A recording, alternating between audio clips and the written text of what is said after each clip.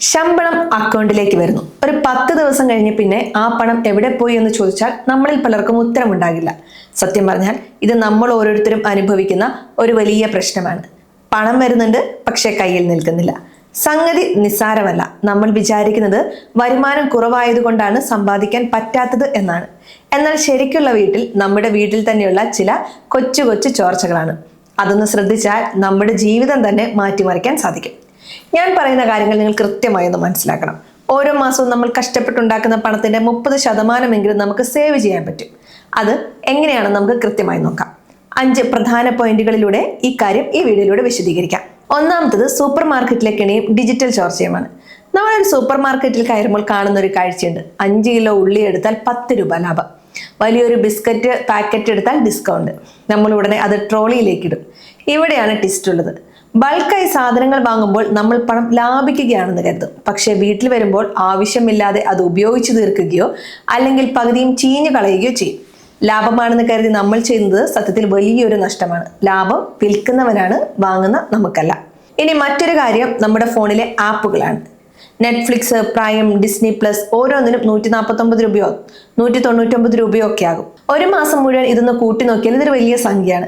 നമ്മൾ കാണുന്നുണ്ടോ എന്ന് പോലും നോക്കാതെ ഓട്ടോമാറ്റിക്കായി ബാങ്ക് അക്കൗണ്ടിൽ നിന്നും പണം പോകുന്നു. ഒരു മാസം ഉപയോഗിച്ചില്ലെങ്കിൽ അത് കട്ട് ചെയ്യാൻ മടിക്കരുത്. ചെറിയ തുകകളാണ് വലിയ സമ്പാദ്യമാകുന്നത്. മറ്റൊന്ന് കറണ്ട് ബില്ലിലെ കള്ളന്മാരും ഊർജ്ജ സാക്ഷരതയുമാണ്. കേരളത്തിലെ നമ്മുടെ വീടുകളിൽ ശ്രദ്ധിച്ചിട്ടുണ്ടോ? നല്ല കോൺക്രീറ്റ് വീടുകളാണ്. ചൂട് കൂടുമ്പോൾ നമ്മൾ നേരെ AC ഓൺ ചെയ്യും.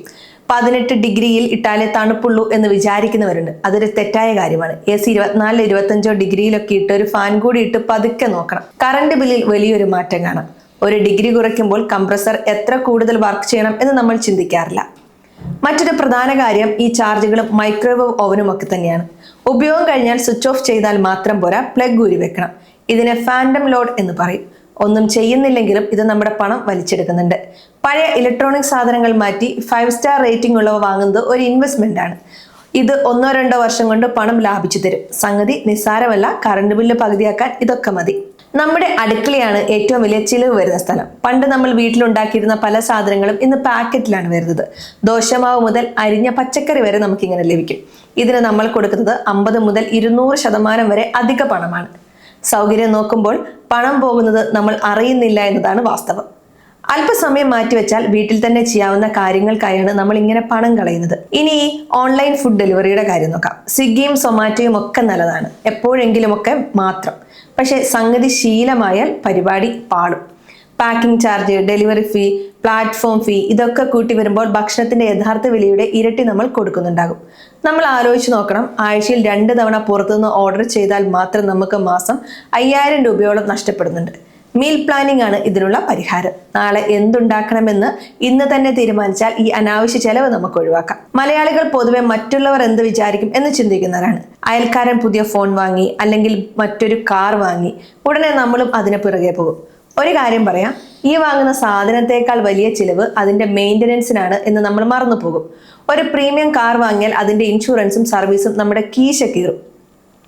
ഇവിടെ ഒരു 30 ഡേ റൂൾ നമുക്ക് ശീലമാക്കാം. അത്യാവശ്യമല്ലാത്ത ഒരു സാധനം വാങ്ങണമെന്ന് തോന്നിയാൽ 30 ദിവസം കാത്തിരിക്കുക. ആ സമയം കഴിയുമ്പോൾ ആ ആവേശം പകുതിയായിട്ടുണ്ടാകും.